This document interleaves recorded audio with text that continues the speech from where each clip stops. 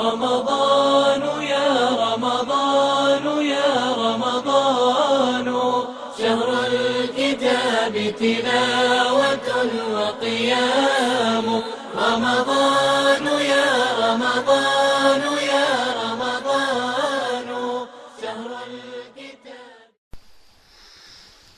أعوذ بالله من الشيطان الرجيم. بسم الله الرحمن الرحيم. واستعينوا بالصبر والصلاة وإنها لكبيرة إلا على الخاشعين. صدق الله العظيم. Chers frères, remercions Allah subhanahu wa ta'ala qui nous a permis de nous réunir après la salat pour écouter quelques paroles de din, pour aussi prendre conscience que la salat c'est quelque chose qui est très important. C'est pour cela beaucoup d'entre nous ont donné priorité à la salat sur le match de foot qui vient de commencer il y a 5 minutes. Inch'Allah, on va faire une mi-temps aussi. On va vous libérer après une mi-temps, Inch'Allah. Donc le thème d'aujourd'hui, c'est, comme vous l'avez certainement lu, comment puiser dans le trésor d'Allah subhanahu wa ta'ala. Alors, puiser dans le trésor d'Allah subhanahu wa ta'ala, un des meilleurs moyens, ou le moyen par excellence, c'est la salat. C'est ce qu'on appelle namaz. La prière rituelle, c'est ce ibadat qu'Allah subhanahu wa ta'ala il nous a donné, nous musulmans.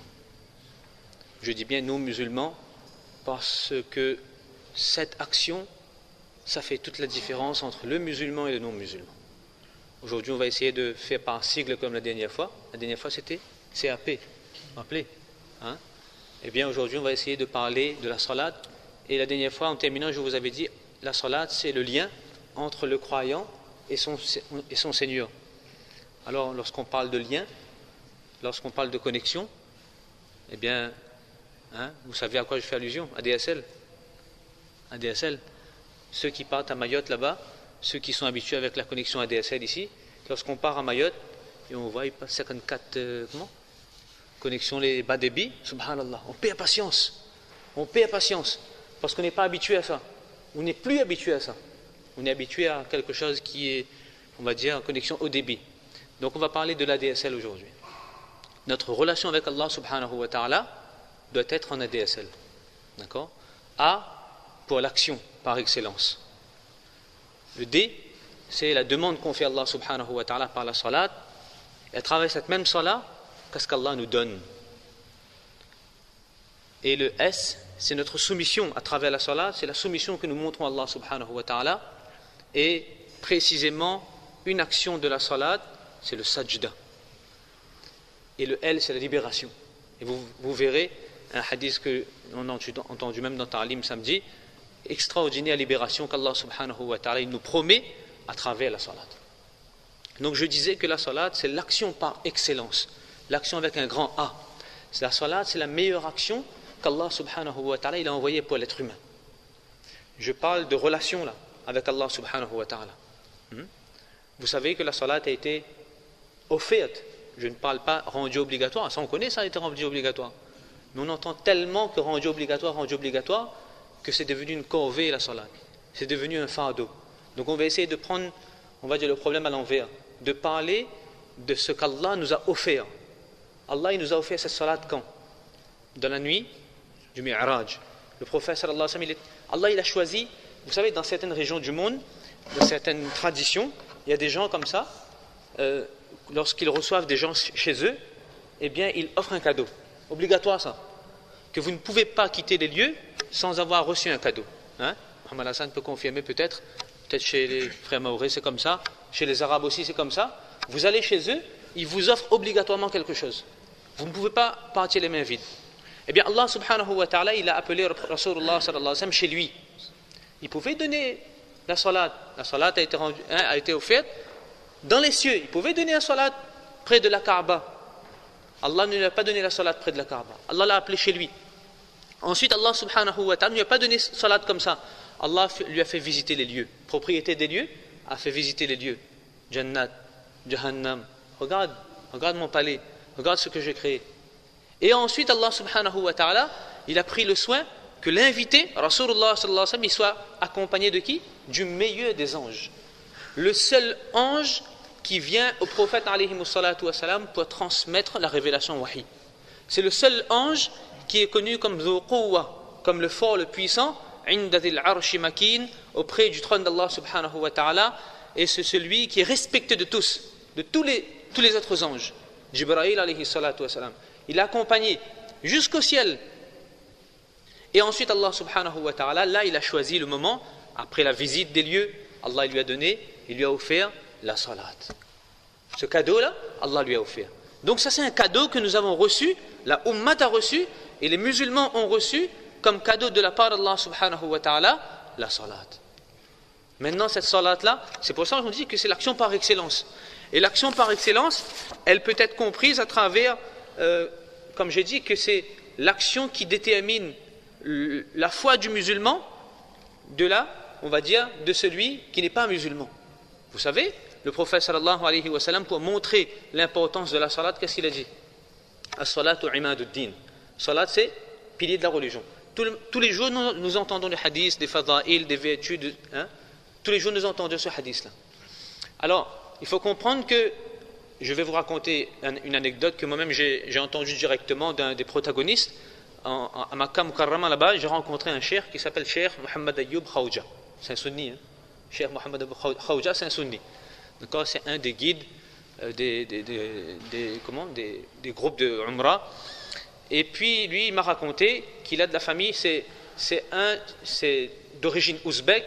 Et la famille, les parents, les grands-parents sont venus depuis Ouzbékistan.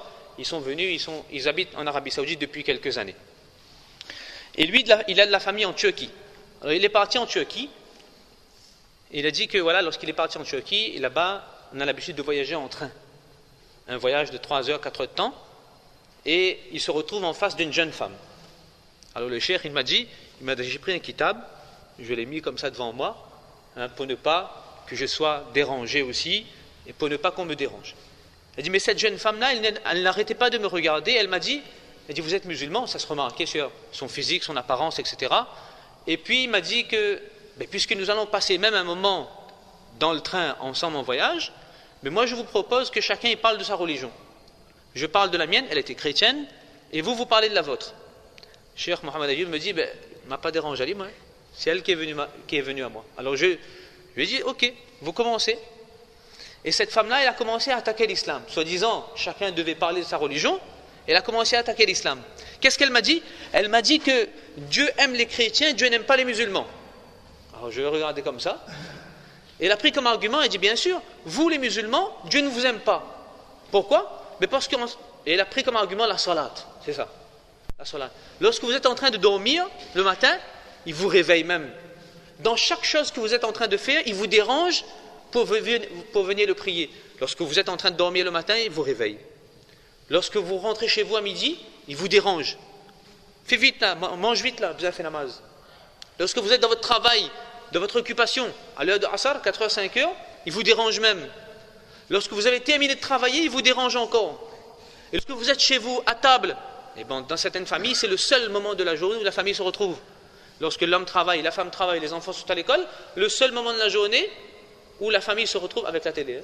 D'accord? Avec la télé. On a la télé, on a la famille, ça fait partie de la famille aussi, et puis on a les parents. Et Ajib, il dit là aussi, ce Dieu-là, il vous dérange. Il dit, allez masjid, fais la salat. Et Dieu ne vous aime pas, ça c'est une preuve évidente que Dieu ne vous aime pas. Et nous les chrétiens, elle n'a pas précisé si tu es catholique ou protestante, nous les chrétiens, Dieu nous aime. Parce qu'il a compris que nous on est faibles. Il a compris son amour, parce que les chrétiens, il faut comprendre que Dieu est amour. Ça c'est quelque chose qu'ils prônent, que malheureusement, nous chez les musulmans, on n'a pas suffisamment dit que Dieu est amour. Allah il est al-Wadoud, il est amour lui. Malheureusement, on ne parle pas suffisamment de ce sifat-là. Alors il dit, puisque Dieu est amour, il nous a dit, venez une fois dans la semaine, et ça suffit pour tout. Le dimanche, vous venez me prier, m'adorer, et ça suffit. Alors Cheikh Mohammed Ayoub m'a dit, j'étais en train de réfléchir, qu'est-ce que je vais lui répondre? Mais Allah, il a mis dans son cœur, et j'ai repris le même argument qu'elle m'a dit. Je lui ai dit, mais moi je vais vous prouver que Dieu aime plus les musulmans que vous. Et il a dit, comme c'était une jeune femme, je lui ai dit, vous avez peut-être des enfants. Il ne lui a pas posé la question, il dit, peut-être que vous avez des enfants. Imaginez que vous avez des enfants et que vous divorcez de votre mari et que le cas de la garde des enfants, ça c'est un grand masla ça, la garde des enfants se pose, eh bien le tribunal vous propose deux choix. Vous voulez voir vos enfants 5 fois par jour ou une fois par semaine? Alors immédiatement il m'a dit que la femme a répondu, je vais voir mes enfants 5 fois par jour tout le temps. Elle a dit, voilà. Elle a dit, Dieu il n'aime plus les musulmans, c'est pour ça qu'il veut voir les musulmans 5 fois par jour, c'est pour ça qu'il appelle les musulmans 5 fois par jour. Et après il a dit sur le ton de la plaisanterie, mais regardez, il a dit à cette femme-là, il a dit, mais Dieu ne vous aime pas, mais puisque vous avez demandé, même insisté, même pour venir le voir, il a dit, venez, viens une fois dans la semaine, non. Elle dit, c'est comme quelqu'un nous insiste, dit, comment ça, il passe voir où là, comment ça, il passe voir où? Je dis, après le temps là, quand on insiste même, je dis, si vous voulez passer un instant. Elle dit, Dieu il a fait comme ça avec vous. Elle dit, vous venez même voir moi, viens une fois dans la semaine, on va voir comment il fait. Subhanallah, Cheikh Mohammed il m'a dit, j'ai dit seulement cette parole à cette femme, elle a accepté l'islam immédiatement. Immédiatement devant lui là, elle a accepté l'islam. Aslamat, il m'a dit, elle a accepté l'islam.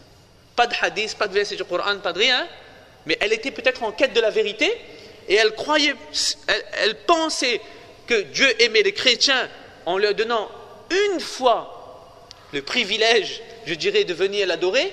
Et lorsque Cheikh Mohammed lui expliquait que lorsqu'on veut accorder le privilège à quelqu'un, on lui donne l'occasion barbare, plusieurs fois, maintes et maintes fois, eh bien ça a fait tilt dans son cœur, hidayat, elle a accepté l'islam immédiatement. C'est pour ça qu'on dit que ça c'est l'action phare, l'action clé qui détermine la différence entre le musulman et le non-musulman. D'accord? Donc le A, c'est pour l'action par excellence. Maintenant, c'est pour ça, là, on peut répondre à la question qui a été posée sur le tableau, pourquoi je dois prier? Mais parce que c'est l'action par excellence, parce que c'est l'action qu'Allah m'a donnée, c'est le cadeau qu'Allah m'a offert, et c'est ce qui me différencie moi de celui qui n'est pas musulman. Maintenant, souvent, on a tendance à dire, oui, mais je veux faire la salade, mais jusqu'à aujourd'hui, je n'ai pas vu un quelconque effet de la salade dans ma vie, parce que nous, on veut cash, on veut pas trop crédit. D'ailleurs, la maison ne fait plus de crédit. Souvent, il ne fait plus, alors non, il ne fait plus. Il y a longtemps, pourquoi pasteur, il ne fait plus de crédit. D'accord? On dit même en mauricien, si vous n'êtes pas content, moins content, il y a aussi ça. On veut cash toute chose. Toute chose, on veut cash. Eh bien, l'être humain, il veut comme ça, que lorsqu'il fait sa salade, il veut qu'il y a un effet. Et lorsqu'on ne voit pas d'effet, on se dit, namaz là, n'est pas aussi important. On connaît que c'est important. Tout le monde connaît ça, que c'est obligatoire. Mais on se dit qu'il n'est pas aussi important qu'on doit faire à l'heure, qu'on doit faire comme il faut, et on se dit, après il y a une hésitation, il y a une négligence dans la salade, du coup on se dit, j'ai trouvé même des gens qui me disent, Mouissab, moi il fait namaz, 5 namaz, il ne rate pas un namaz, mais comme il rentre la case le soir, mais il met mon moussalla, et il fait namaz, 5 namaz, jamais il manque mes 5 salats. Alors on est fiers lorsqu'on entend quelqu'un, un ami nous dit, jamais je manque mes 5 salats, et après lorsqu'on entend la deuxième partie de la phrase, que comme il rentre la case, il fait les 5 namaz, on se dit, mais il y a un problème. Là, il y a un problème. Parce que les gens n'ont pas compris. À La Réunion, on n'a peut-être pas suffisamment mis l'emphase, ou bien on a peut-être mal compris que faire 5 salats, c'est obligatoire. Ça, oui. Mais faire 5 salats à l'heure, c'est important. Ça, c'est important. Parce que négliger une salat à l'heure, c'est désobéir à Allah. Et lorsqu'on désobéit à Allah, on ne peut pas espérer qu'Allah nous donne quelque chose en le désobéissant. Donc, qu'est-ce que la salat m'apporte? Eh bien, la salat m'apporte 2 choses. C'est une demande que je fais à Allah, et lorsque je demande à Allah, Allah il me donne. Allah me donne quoi? Allah il me donne ce dont j'ai besoin. Dans ce monde, cash Allah me donne. Cash Allah me donne. Et là, je reviens, je vais juste vous... et pourquoi on n'a pas considéré la salat à sa juste valeur et quel effet elle a? Parce que voilà, on revient au même problème. Parce qu'on a considéré obligation avant relation. Obligation de la salat avant ma relation avec Allah subhanahu wa ta'ala. Regardez Shariat, dans Shariat là, on parle de la relation avant l'obligation. On parle du nisbat avant le farziyat. Dans Hadith, on a ça. Et là c'est important parce qu'il y a des enfants, il y a des parents aussi qui sont là. Le prophète sallallahu alayhi wa sallam, il a dit, enseignez vos enfants la salat à l'âge de 7 ans. Dans un autre hadith, il a dit, obligez-les à faire la salat à partir de 7 ans. D'accord? Ensuite, il y a la deuxième portion du hadith. C'est quoi? Et corrigez-les, je ne traduirai pas, corrigez-les, d'accord, à l'âge de 10 ans s'ils ne la font pas. D'accord? Cheikh Muhaddis Delwi, rahmatullah alayh, ou bien Cheikh Waliullah, rahmatullah alayh, il a dit, regardez, à l'âge de 7 ans, il a dit, enseigne le fait namaz, enseigne. On lui a montré la relation. On n'a pas dit de punir à l'âge de 7 ans.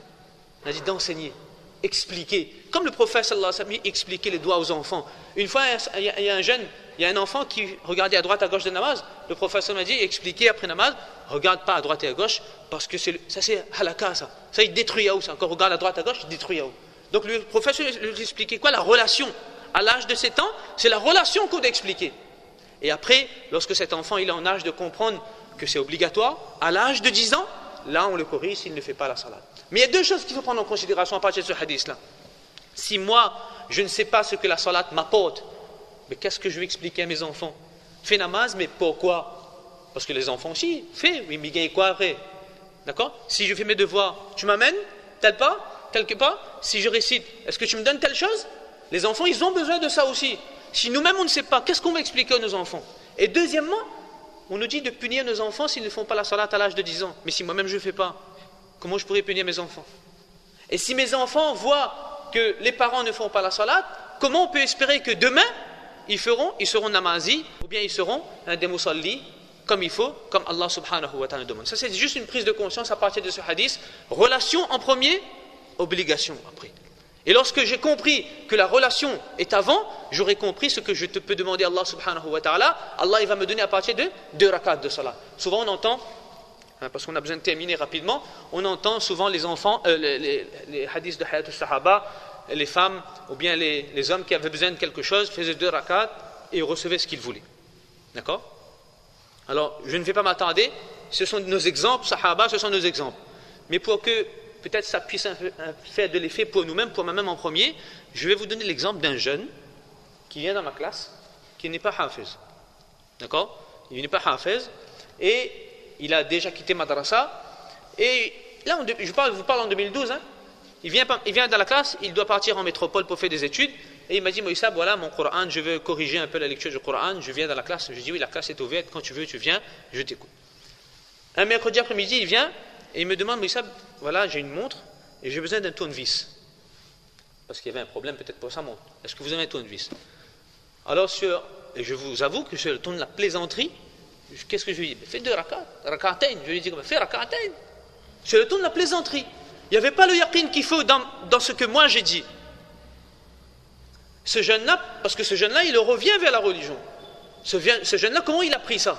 Avec le yaqin qu'on dit et avec le yaqin que lui, il a pris. Et dans la classe, il y a toujours un musalla. Les élèves, lorsqu'ils arrivent dans la classe, ils n'ont pas encore fait la salat, ils peuvent faire la salat dans un coin tranquillement. Alors il s'est levé, il a fait 2 rakats. Et après 2 rakats, il a demandé des doigts.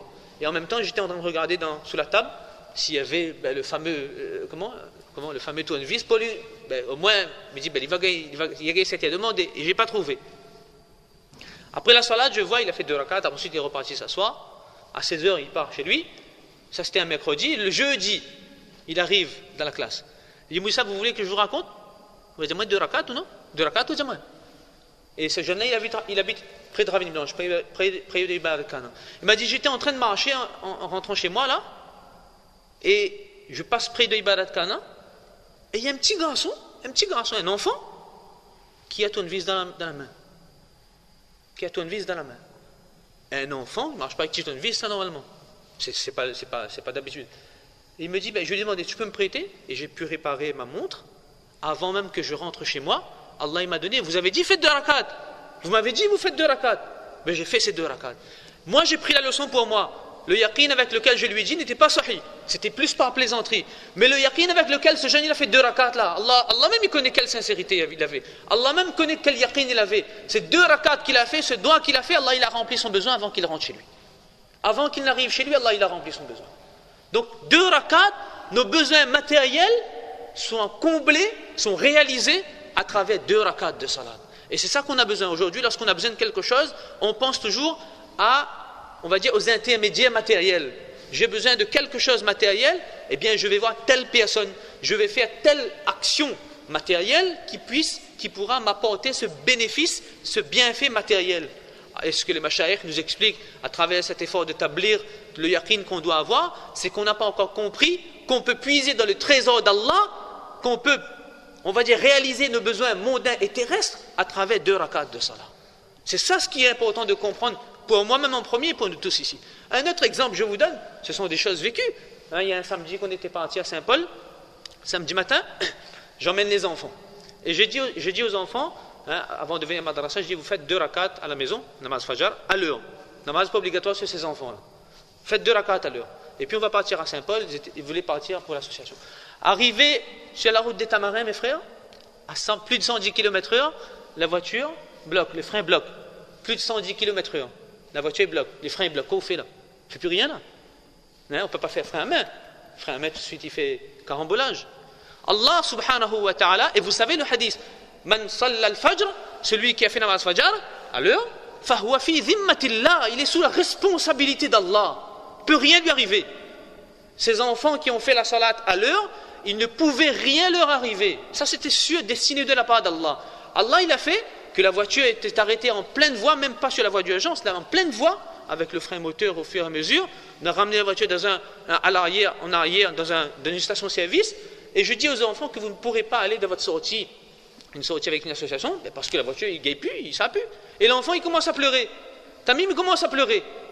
Parce que lui, il veut aller. Subhanallah. Regardez ça. Et après, avec le recul, on voit les choses. Je vais laver mes mains parce que j'avais touché le moteur. Je vais laver mes mains dans les toilettes de la station et je vois un frère de Saint-Pierre qui sort de la boutique. On passe par la boutique là. Qui sort de la boutique. Alors je dis, salam alaikum, qu'est-ce que tu fais là toi samedi matin? Il m'a dit, oui, Moussa, où qu'on fait là? Et je lui pose, il m'a dit, non, mais moi je travaille. Je lui dis, moi je suis en panne. Il m'a dit, oui, mais moi je travaille au port d'astreinte là, je vais partir. J'ai dit, est-ce que je peux te rendre un service? J'ai dit, oui, mais il y a mes enfants qui devaient partir à Saint-Paul, est-ce que tu peux les déposer? Il dit, bien sûr. Et il m'a dit, Ajib, hein? Il m'a dit, et je ne devais pas passer par la station, moi. Juste avant d'entrer dans la station, j'ai dit, allons passer, je vais acheter quelque chose à manger, à boire, et puis on va passer. Mais ça, ce n'était pas par hasard, ça. Allah, il a déjà prévu tout ça, mes frères. Après, avec le recul, nous-mêmes, on se dit, et chacun, il peut vivre ça.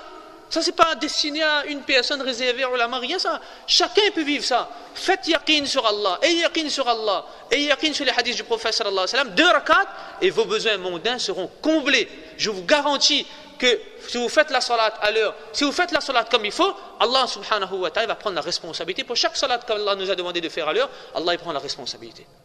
Donc ça c'était juste 2 exemples, il faut vous donner une idée comment la salat, comment Allah il remplit nos besoins mondains à travers 2 rakats de salat.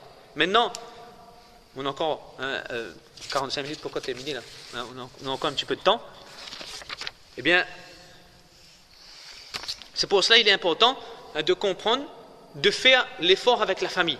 Souvent on pense, et là je reviens à 2 choses, 2 exemples concrets que je vais donner. Souvent on pense, un c'est avec madame et l'autre c'est avec les enfants. En tant que parent, parfois on pense que le matin, lorsqu'on se lève pour namaz fajr par exemple, je prends l'exemple de namaz fajr parce que c'est la salat qui est la plus difficile pour nous, comme c'était difficile pour les munafiqin. Malheureusement, on va dire, on peut nous comparer aux munafiqin que c'était difficile pour eux, et malheureusement pour nous-mêmes, la salat de fajr est difficile. Lorsqu'on se lève le matin, juste une image que je vous donne, on se lève le matin et on se prépare pour namaz fajr, et en ce moment il fait froid là, c'est l'hiver. Donc on trappe le goudrou, la couette, on pose sur madame, mashallah, pose. Mettez bien sur madame, moi ça namaz. Vous savez quel message on est en train, celui qui fait ça. S'il nous arrive de faire ça, Inch'Allah, personne ne fait ça, mais parfois par négligence, on dit, madame, elle n'a pas bien dormi, elle avait les enfants, ou bien, elle va lever tout à l'heure, ou bien, lève tout à l'heure. Ou bien on pense qu'après namaz fajr, m'a texté, m'a téléphoné, m'a dit, lève pas tout de suite, lève après. On peut, parfois, on a des astuces comme ça. Mais en mettant le goudron sur la couette sur notre épouse, là, on est en train de faire passer le message. Moi, mis ça dans le Jannat, awale en enfer. Moi, mis ça dans le Jannat, mais awale en enfer.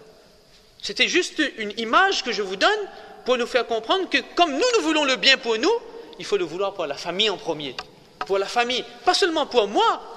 Et là, pour les enfants, c'est la même chose. Parfois, il arrive qu'il me dit, mais non, ne fais pas l'éveiller. Enfant baalir, je parle des enfants baalir. Fais pas l'éveiller pour ni namaz, ou bien le soir, namaz isha, pas besoin, il vient parce qu'il est en fait devoir. Parce qu'il est en fait devoir. Mais pour combler son besoin de devoir là, mais il faut qu'il fait salat comme il faut. Il faut prendre le problème à l'endroit en fait. S'il fait sa salat comme il faut, et si on lui donne l'habitude de faire salat masjid, ou ibarat kana, ou des endroits où on fait namaz avec jamaat, c'est là qu'il pourra remplir ses besoins mondains, que ce soit études à l'école, ou bien que ce soit examen, ou autre chose. Mais si on lui donne toujours l'habitude, mais fais la case, on a devoir, mon gâté, fais la case.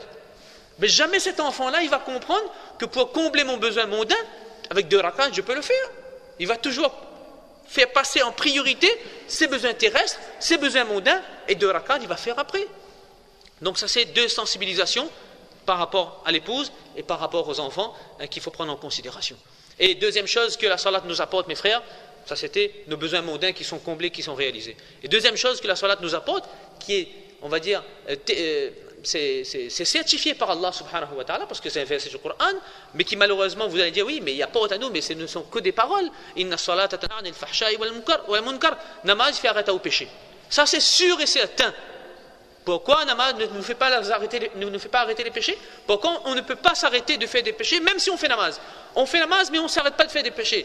Si je ne me trompe pas, il y a un hadith, qu'il y a un sahabi qui avait dit au prophète sallallahu alayhi wa sallam, soit il avait un frère, soit c'était à propos de lui-même, qu'il faisait tel péché, soit il mentait, soit il volait, etc. Le prophète sallallahu alayhi wa sallam a demandé, est-ce qu'il fait la salat? Il dit oui, mais il va arrêter de faire son péché, là, il va arrêter. Il dit 1 fois, 2 fois, 3 fois, c'est-à-dire, à force de faire la salat, et là je précise comme il faut, eh bien, les péchés qu'on a l'habitude de faire, on va les abandonner. C'est Allah qui nous promet, c'est pas moi qui veux, c'est Allah qui me promet que si moi j'ai la volonté de faire la salat comme il faut, eh bien Allah m'accordera tawfiq d'abandonner les péchés. Et là on revient au 3e point, à une question qui est arrivée, comment je peux me concentrer dans la salat? Qu'est-ce qu'il faut pour être concentré dans la salat? Et là on a vu tout à l'heure, à D. Là comme l'action par excellence, le D parce qu'on demande à Allah, et ce qu'Allah nous donne, c'est le don de la part d'Allah subhanahu wa ta'ala. S, c'est la soumission. Dans le salat, on est soumis à Allah subhanahu wa ta'ala. Si on fait bien notre salat, c'est une vraie soumission. Les ulama nous disent que dans la salat, et ça on entend, Mashaïr nous explique, dans la salat, tous nos membres sont contrôlés. Vous savez qu'il est makrouh de regarder sur le coin de l'œil. Makrouh de regarder sur le coin de l'œil, comme ça. Comme ça. Makrouh. Pourquoi? Même regarder dans le coin de l'œil, ça aussi il faut une maîtrise de ça. Pour pouvoir, en dehors de la salat, maîtriser son regard. On maîtrise nos membres. Pour pouvoir, je parle des membres. Vous savez c'est quoi la différence entre membre et organe? Abbas? Membre c'est ce qui est extérieur. Organe c'est ce qui est intérieur. Pourquoi je vous dis ça? Parce qu'on regarde les membres. Les membres doivent être contrôlés, maîtrisés. On ne peut pas mettre n'importe comment. On ne peut pas faire n'importe comment dans le namaz. Le but c'est quoi? C'est qu'en dehors de la salat, il soit aussi maîtrisé. Ça c'est un des buts. Mais il faut faire attention que la soumission à Allah subhanahu wa ta'ala dans la salat ne se limite pas aux membres. Il y a la soumission des organes aussi, le cœur. Une fois, Abu Darda radiallahu anhu, il a dit demandez protection à Allah contre khushu'un nifaq. Khushu', c'est le mot ça, khushu', concentration. Contre la concentration de l'hypocrite, on va dire ça comme ça, ou bien hypocrite, la concentration hypocrite. Alors les gens qui étaient là, ils disent, c'est quoi concentration hypocrite? Il dit, c'est que tu vois ton corps, il est khashia, ça veut dire il est soumis, il est concentré, et je précise dans la salat, mais que ton cœur n'est pas concentré. Ton cœur n'est pas concentré. Ça c'est, on va dire, c'est difficile. C'est pour ça les ulama nous disent que quand on fait namaz là, c'est un des meilleurs moyens pour parcourir le monde en entier. Le monde, dans le namaz là, on passe en Amérique, on repasse en Asie, on repasse l'euro, on repasse où le film qu'il y a soir, on finit de regarder, on regarde le match d'hier soir, on regarde. D'accord? Parce que Shaitan il vient dans le namaz. Parce que c'est ibadat et Shaitan il arrive dans le namaz, mais waswasa. Donc, à nous de faire attention que dans notre namaz, nos membres soient contrôlés, mais notre cœur aussi, il soit, on va dire, concentré. Et ça, c'est pas évident. Ça, c'est pas facile. Alors, les astuces que les ulama nous donnent, on ne va rien inventer. Les astuces que les ulama nous donnent, c'est quoi? Subhanallah. Cheikh Abdul Wahhab, du Pakistan, il nous dit que si je ne me trompe pas, c'est lui qui avait dit que celui qui s'assoit dans ta'lim. Vous voyez, ta'lim comme ça, là. Il y a une petite action, ça. On a 3 personnes, il y a 6 après le Maghrib. On ne fait rien. On reste là. Ou bien, même je parle pour le alim en premier, et pour les autres aussi. Que ta'lim, c'est une action tellement importante que Cheikh Abdul Wahhab dit que celui qui s'assoit dans ta'lim avec khushu'. Et dans ta'lim, on nous dit ça. Assise comment? Avec concentration. Allah va lui donner la concentration dans la salat. Parce que dans le ta'lim, ce n'est pas le but d'avoir le plus de connaissances qui compte. C'est le but d'écouter attentivement ce qui est dit pour que ce qui est dit de la bouche de son frère, il entre dans mon cœur. Ça, c'est le but. Mais celui qui s'assoit avec concentration dans ta'lim, Allah lui accorde concentration du cœur dans la salat. Donc ça c'est une astuce, un moyen efficace que les ulama nous donnent. Un deuxième moyen efficace, c'est qu'il faut choisir, il faut mobiliser son énergie, sa réflexion, comment on adapte notre emploi du temps à namaz avec Jamaat. Comment on adapte notre emploi du temps. Je dis bien, je ne parle pas d'adapter namaz à notre emploi du temps. Je parle d'adapter notre emploi du temps à namaz. Et là je vous donne juste un exemple. Il y a un frère samedi qui m'avait dit, il travaille sur la route. Il m'a dit, je vais faire la salat moi à l'heure. Mais c'est un nouveau musulman. Alors, comme il est sur la route, il ne connaît pas obligatoirement tous les masjids sont où, il ne connaît pas obligatoirement tous les ibadat khana sont où. Il m'a dit, si à l'heure de Zohar, je connais que je suis à tel endroit, il y a tel ibadat khana, namaz fait à telle heure, tout de suite je vais là-bas. Et il y a un collègue, Mohamed Abdullah, il avait fait une carte, comment on appelle ça, une carte sur Map, là, Google Maps, avec on va dire, il a mis tous les masjids et tous les ibadat khana de l'île, avec les coordonnées GPS. Subhanallah, je lui ai montré ça à ce frère-là, il était très content, il m'a dit, ça m'apporte beaucoup ça. Et je lui ai dit qu'il y a un battement entre 15-20 minutes entre la salat qui est faite en Jamaat dans la masjid de la ville et les ibadat khana. Il m'a dit, c'est ce que je ferai dorénavant, là où je me trouverai, je regarderai et j'irai dans la masjid pour faire la salat à l'heure au maximum. Il faut mobiliser son énergie et sa réflexion pour adapter mon emploi du temps à l'heure de la Jamaat, que ce soit à masjid ou à ibadat. Je n'ai pas pu avoir namaz ici, je pourrais avoir namaz là-bas. Ça c'est important, et ça nous aide aussi à garder relation avec masjid, à garder relation avec ibadat khana. Et troisièmement, ce qu'il faut, il faut prendre des précautions. Alors les précautions qu'on doit prendre, ce sont des précautions d'ordre hygiénique, wuzu. C'est important de faire wuzu. C'est important de se purifier. Et wuzu quand on fait, et là je vous donne une petite anecdote, wuzu comme on fait, on doit faire bien aussi. Il ne faut pas voler dans le wuzu comme ils disent, voler. Mais il ne faut pas tellement faire wuzu, lave plus que 3 fois, qu'après il devient waswasa.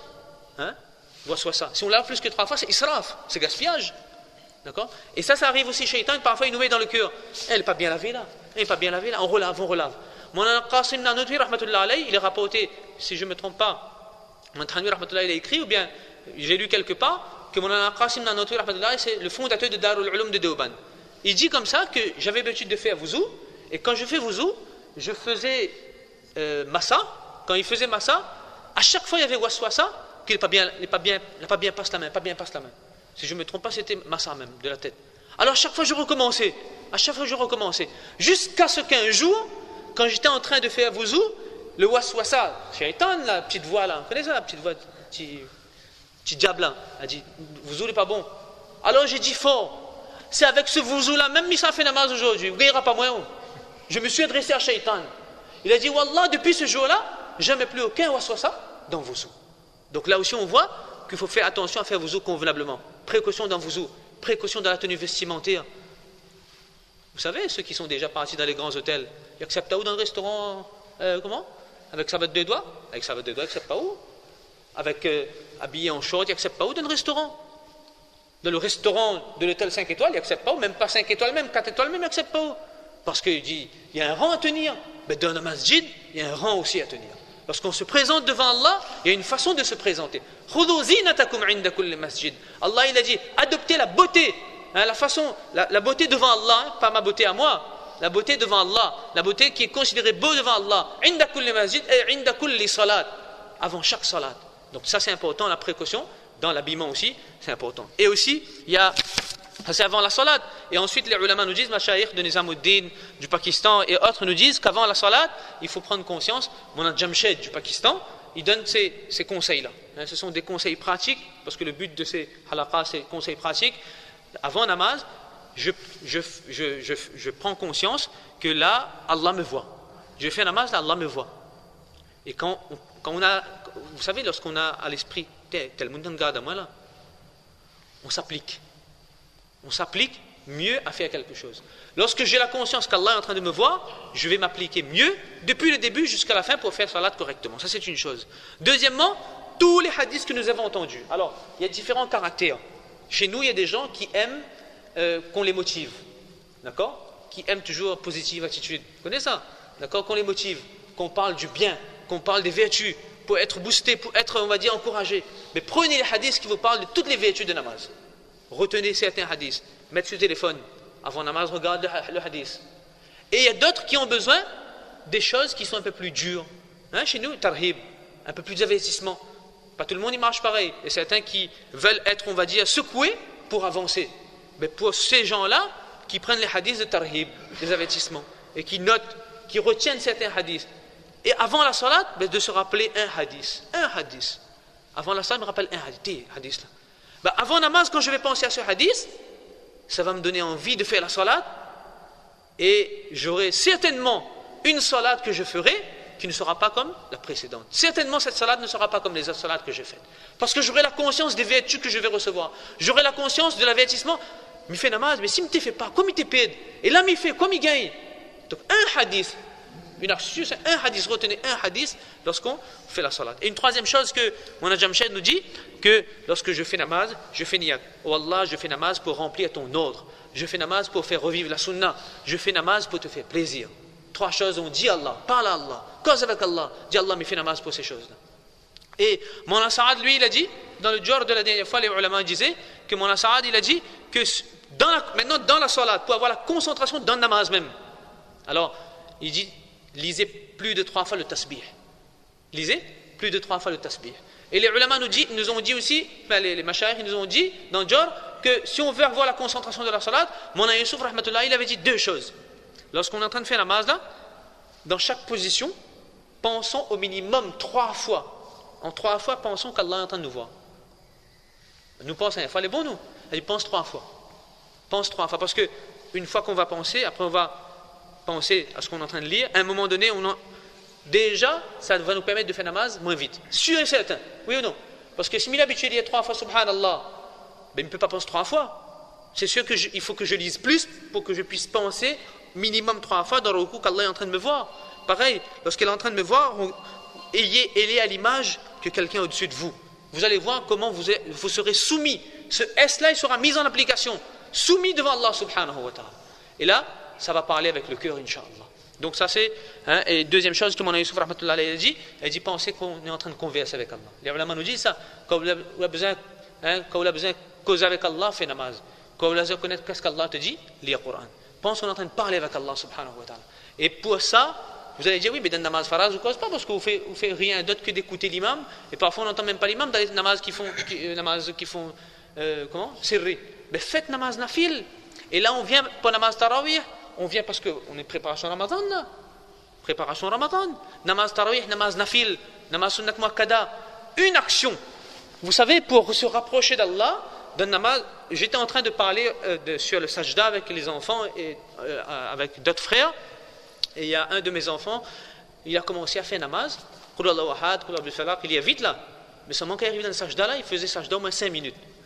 Alors je lui ai demandé, elle dit, papa, tu sais qu'est-ce que j'aime le plus quand je fais sajda?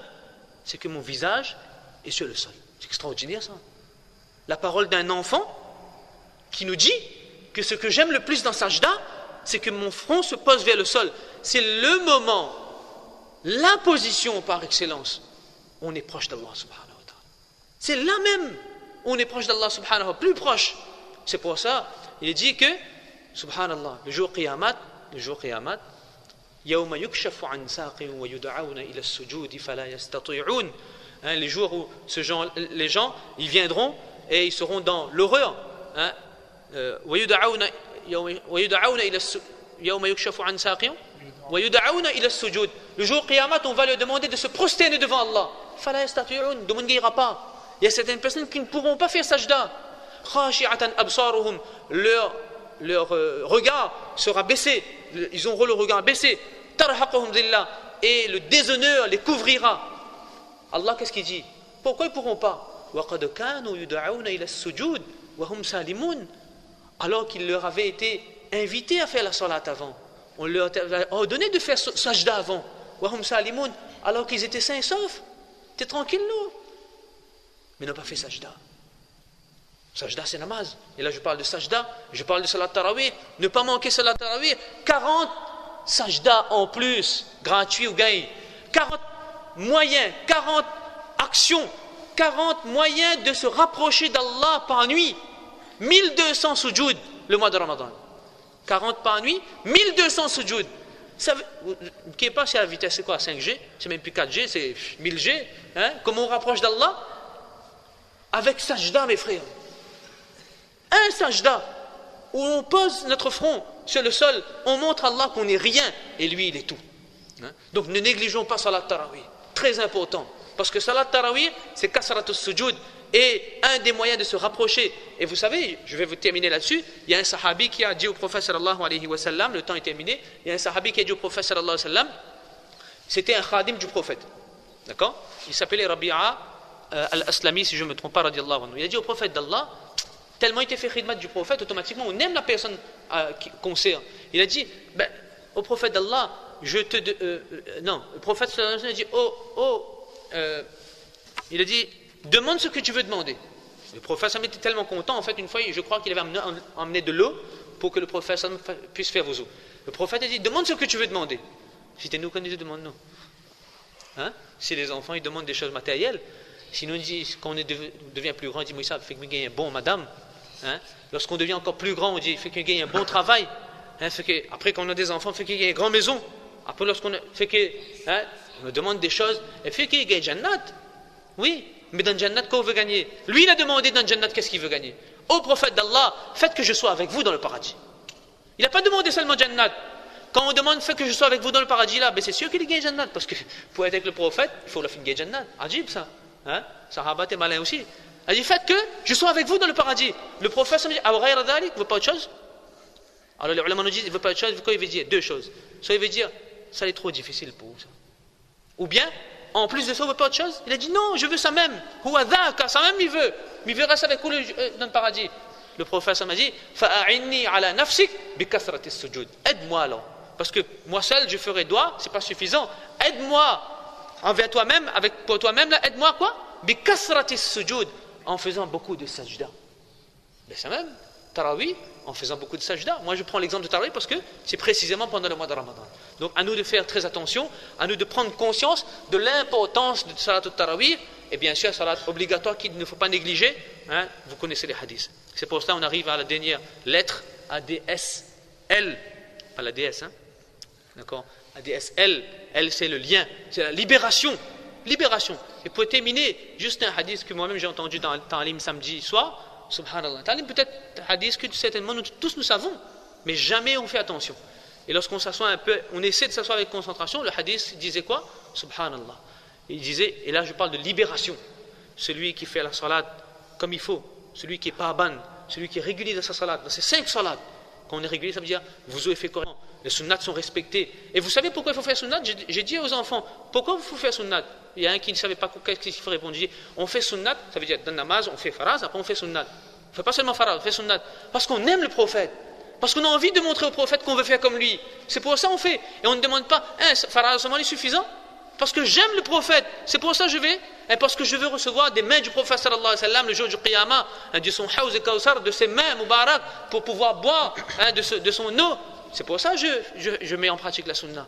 Alors, celui qui met en pratique, qui fait namaz, qui fait iqamat, qui établit la salat 5 fois par jour, à l'heure de la mort, subhanallah, Allah il envoie un ange. Et cet ange-là, il fait fuir Shaitan. Premièrement. Et deuxièmement, cet ange-là, il va faire talqin de la ilaha illallah au mourant.